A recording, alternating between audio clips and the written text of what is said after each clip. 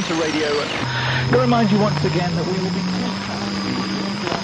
very, very shortly. In something like 5 minutes or so, we'll be the following frequencies: 7360 kilohertz, 7450 kilohertz. On one of those frequencies, we'll be test transmitting it. Ages and ages to me since we last test transmitted at 41 meters. I think it was way back in 1980, a decade ago. God, I can remember that broadcast. I think we blew the crystal up that day, so we're sitting here, fingers crossed, hoping this goes okay. Test transmitting on 41 meters. So maybe we'll have to flip down the band to one of those frequencies: 7360, 7380, or 7450. And if it's not there, we'll find it here on 48 meters. The Radio Broadcasting Library brings you the definitive story of the raid on the Ross Revenge. No man will ever forget Saturday, August the 19th, 1989 is RBL's 80-minute documentary telling the inside story of the raid. It features exclusive interviews with Caroline DJs, Chris Kennedy and Neil Gates, recorded on board the Ross Revenge on the evening of the raid, along with further exclusive interviews with Dave Richards, Paul Graham and Victor Radio's Jerry James, who was the first news reporter to reach the ship after the raid. Hear for yourself the unwelcome visitors fleeing the Caroline ship once the press reporters arrived, and then join Caroline Ross Revenge, along with high-quality dramatic off-air recordings and the real inside story of the raid. No man will ever forget. On a high-quality cassette for only £5.95 from the Radio Broadcasting Library, P.O. Box 5, Hunstanton, Norfolk. Don't forget to make your cheque payable to RBL.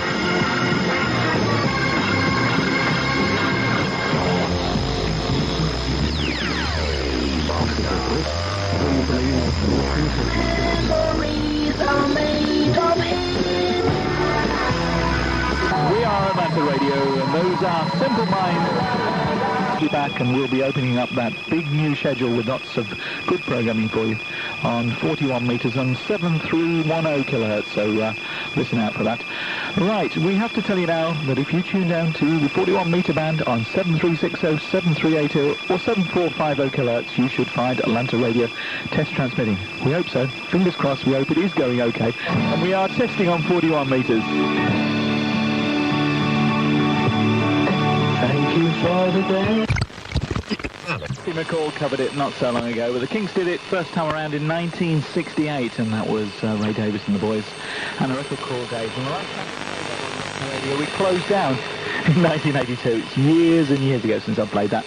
Hopefully that's not an omen for this morning. Hopefully we'll still be around through to the end. Sometime like around 1 o'clock this morning, in between now and then, a lot of good stuff, including the Soundabout, which is around about 10 minutes away, with Phil Collins presenting that.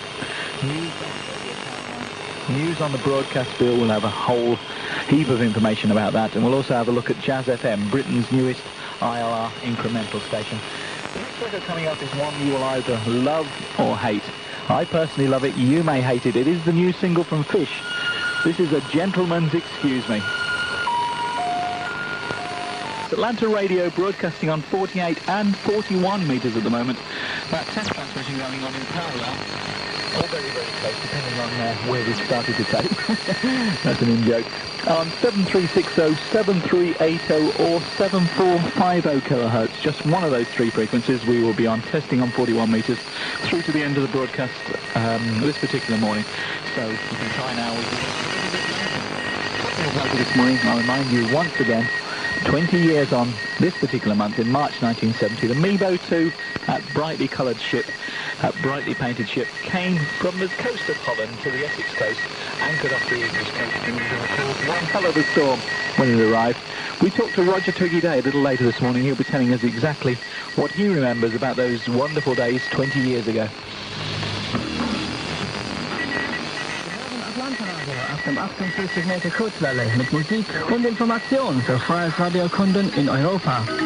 Im Fall, dass Sie uns mal schreiben möchten, schreiben Sie bitte an Atlanta Radio, P.O. Box 5, Hunstanton, Norfolk in Großbritannien, Postleitzahl PE 36 5AU. Vielen Dank und auf Wiederhören.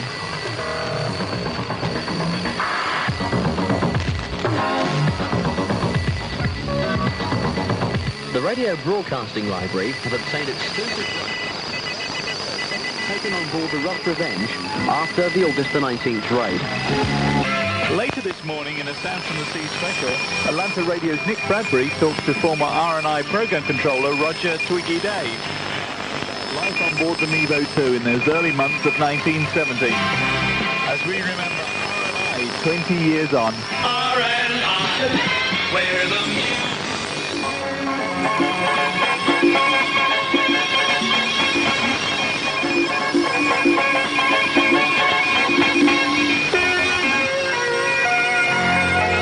This is the Atlanta Radio Soundabout program.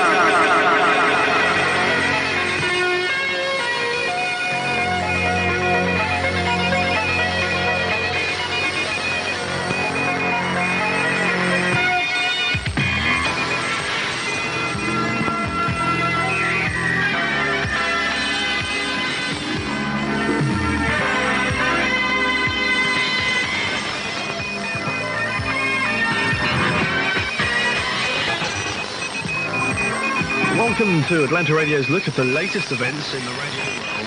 This is the Soundabout programme, and I'm Phil Collins. Hello. Well, as always, we start the Soundabout programme with offshore radio news, and firstly, news of Radio Caroline. Although the last few weeks have been a little quiet as far as activity on board the Ross Revenge is concerned, life has been far from quiet on board as the crew have battled against the dreadful storms of the last few weeks. The dreadful weather almost produced an RC accident at the end of February when the Caroline tender, on an emergency mission to bring fresh water supplies to the ship, was almost swept into the Ross Revenge by extremely powerful waves. Tender trips have been fairly infrequent since Christmas and have concentrated on essential supplies rather than any attempt to take out items required for use on the transmitter or antenna system. The weather has, of course, made it to work outside on the Ross Revenge. Therefore, the additional mast sections are still to be fitted. The antenna system still remains at a height of around 120 feet. However, a spell of good weather should enable two sections of mast to be fitted to raise the height to 200 feet. This will, of course, produce an increase in signal strength. Another item which will contribute to an increase in signal strength when it is added is a new loading coil. The copper piping to form the coil is currently on board the ship, and once the job is done, it will enable an increase in power from the current 4.5 kilowatts. Despite the bad weather, one item has been improved recently on board the ship. Peter Chicago's homebrew audio processing system was replaced with a much more sophisticated version. This will enable the station's signal to be better modulated and will produce a more punchy sound.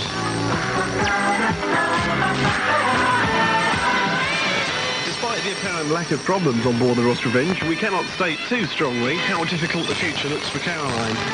The station is currently just struggling on financially. The income from the Viewpoint religious programmes just about produces enough income to pay for the food and the fuel for the station. The DJs are currently working without money, and there is no money in the kitty to pay for emergency repairs or unforeseen problems. All we can say is, it's a time for keeping our fingers crossed that the Ross Revenge survives the winter without any damage to the antenna or the equipment. You're tuned to the Atlanta Soundabout programme. Don't forget that Atlanta Radio is also broadcasting a test transmission in parallel on the Sun 36, our 41-metre band broadcast.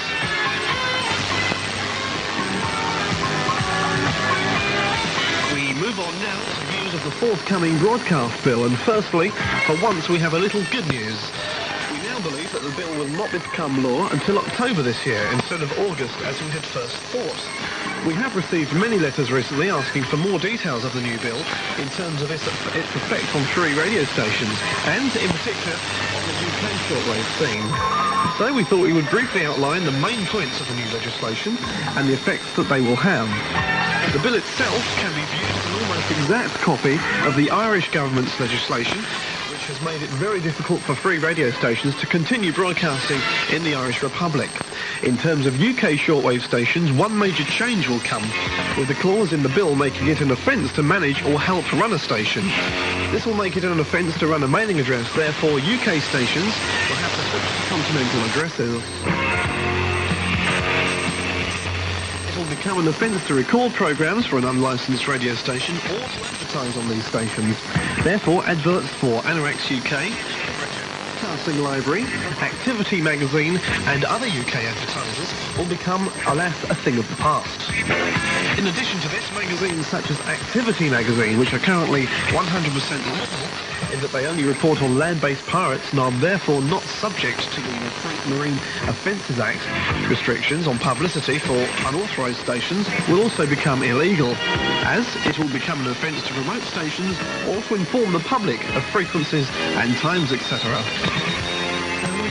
The possession of a transmitter, whether for your own use or for someone else's use with your knowledge, becomes an offence. Therefore, you can't even leave your transmitter around a friend's house. The law will also be strengthened to cover the person in charge of premises from which a broadcast takes place. They can now be prosecuted for allowing a broadcast to take place from their house or land. The law has also been strengthened to make all items used in any way as part of a broadcast to be confiscated. So this could include all items of any sort at the site of a raid and the total contents of a studio used for a live broadcast. And finally, in this brief look at the major items of new legislation against free radio stations in the new broadcast bill, we come to the most frightening item of new legislation, as far as we're concerned. This is the right to arrest on suspicion of running an unlicensed station. The repercussions of this are that once a person has been convicted in any way for a previous offence and is known to the DTI, they can simply call round at their house and arrest them on suspicion, should the station return to the air.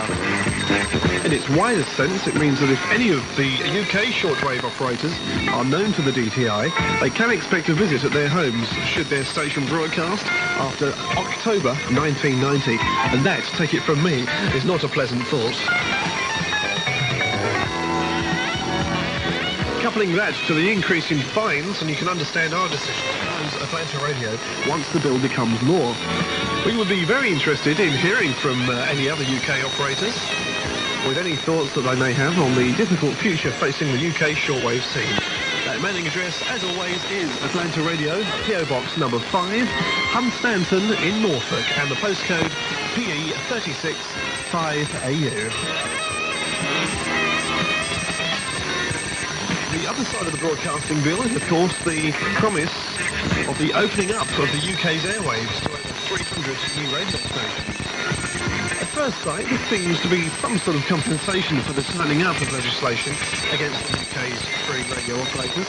Now, however, we have to say that we have very strong doubts that we will see this situation for well over 5 years.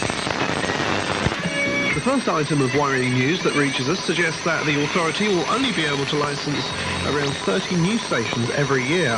This is despite the fact that their staff of around 30 people will be over double that of the IBA's radio section. In addition to this, we understand that the immediate opening up of the full FM band to new stations will not be possible, as it will not be until 1996 that the area between 105 and 108 megahertz will be fully cleared of its current use. Once again, it looks like bureaucracy stopping progress in the world of UK radio. We find it difficult to understand how several continental countries, such as Italy, France and Belgium, have managed to allow up to 500 or more stations to operate under their licensing system, all within a couple of years of their radio systems being deregulated. Well, that just about rounds up our look at the new broadcast here in Atlanta Soundabout. Here's a look at one of the lucky stations who have managed to make the airwaves recently as one of the ILR incremental stations. London's Jazz FM is the newest of the UK's incremental stations. It opened up at 6 o'clock on Sunday morning, the 4th of March, on 102.2 FM, broadcasting jazz, blues and soul to the London area. Here's a little snippet of how Jazz FM sounds. We're skint. What can we do that's free? Nothing's free these days, chum, except going for a walk. The newest of the ILR incremental stations who opened on March the 4th. This is the Soundabout programme on Atlanta Radio. I'm Phil Collins, presenting the latest radio news and information. Just in, we have details now of a new record which will appeal to all offshore radio fans. It features a lot of tracks which were pirate favourites back in the 60s, including David McWilliams with The Days of Purdy Spencer.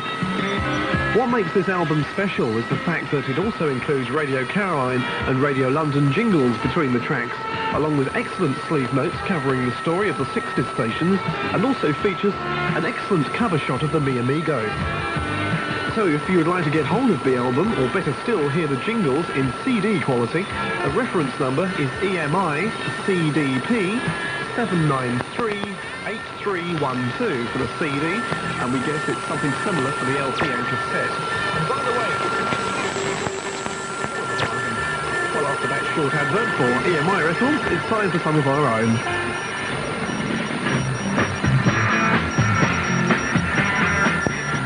The Radio Broadcasting Library have obtained exclusive rights to the first photo set taken on board the Ross Revenge after the August the 19th raid.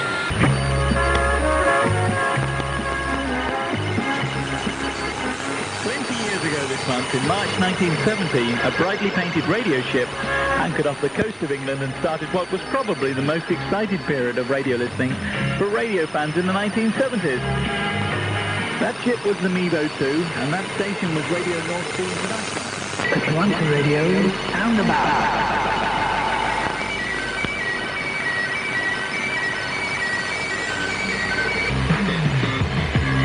You're tuned to Atlanta Radio. Don't forget that later on this morning, as well as that special RNI 20 Years On edition of Sound from the Seas, we'll also be featuring an interview with Radio Caroline's Chris Peter.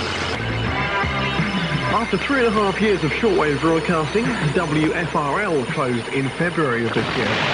Radio 48's broadcast on Sunday the 4th of February had to be ended only after 45 minutes due to a problem with the modulation side of the transmitter.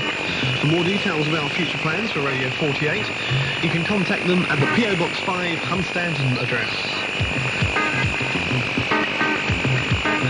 Talking of stations suffering with technical problems, Britain Radio International's second Sunday of broadcast was cut short by